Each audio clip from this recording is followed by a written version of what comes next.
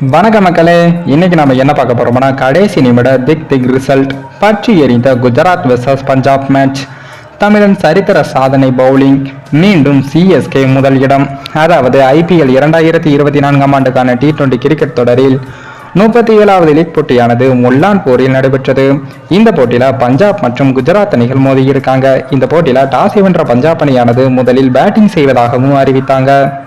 அதனைத் தொடர்ந்து களமிறங்கிய பஞ்சாபுக்கு சாம் கரன், பிரப் சிம்ரன் சிங் 52 ரன்கள் ஓப்பனிங் பார்ட்னர்ஷிப் அமைத்து நல்ல துவக்கத்தை கொடுத்தாங்க. அதில் பிரப் சிம்ரன் சிங் 35 ரன்களில் அவுட் ஆக, அடுத்ததாக வந்த ரிலி ரோசோ அவர்கள் 9 ரன்களில் அவுட் ஆனார். அடுத்த சில ஓவரிலேயே மறுபுறம் தடுமாறிய கேப்டன் சாம் கரன் 20 ரன்களிலும் ரஷித் கான் சுழலில் சிக்கினார்.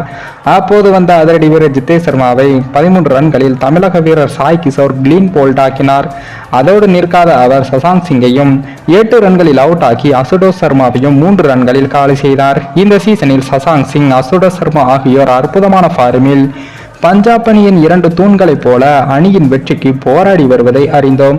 ஆனால் அவர்களை அடுத்தடுத்த ஓவரில் காலி செய்த சாய் கிஷோர் அவர்கள் இந்த போட்டியில் பெரிய தாக்கத்தை ஏற்படுத்தியுள்ளார்.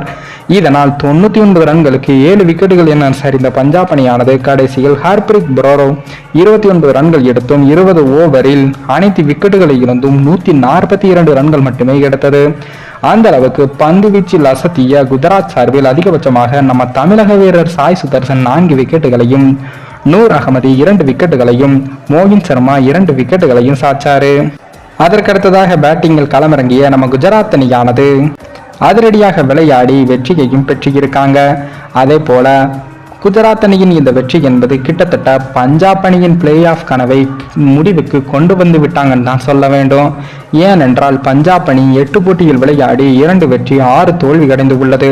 இதனால் இனிவரும் போட்டியில் கண்டிப்பாக பஞ்சாப் அணி வெற்றி பெற்றால் மட்டும்தான் பஞ்சாப் அணியின் பிளே ஆஃப் என்பது உறுதியாக கூற முடியும். அதிலும் பஞ்சாப் அணியானது இனிவரும் போட்டிகளில் CSK, KKR, ராஜஸ்தான், SRH என ஃபுல் ஃபார்மில் உள்ள அணிகளுக்கு எதிராகத்தான் விளையாட உள்ளது. இதனால் இந்த அணிகளை வீழ்த்தி பஞ்சாப் அணி வெற்றி பெறுவது என்பது கிட்டத்தட்ட கடினம் என்றுதான் சொல்ல வேண்டும். ஆனால் குஜராத் அணியின் வெற்றி என்பது மேலே உள்ள அணிகளுக்கு எந்த விதத்திலும் பாதிப்பு ஏற்படவில்லை என்பதும் குறிப்பிடத்தக்கது. குறிப்பாக நம்ம CSK அணிக்கு எந்தவித பாதிப்பும் ஏற்படவில்லை.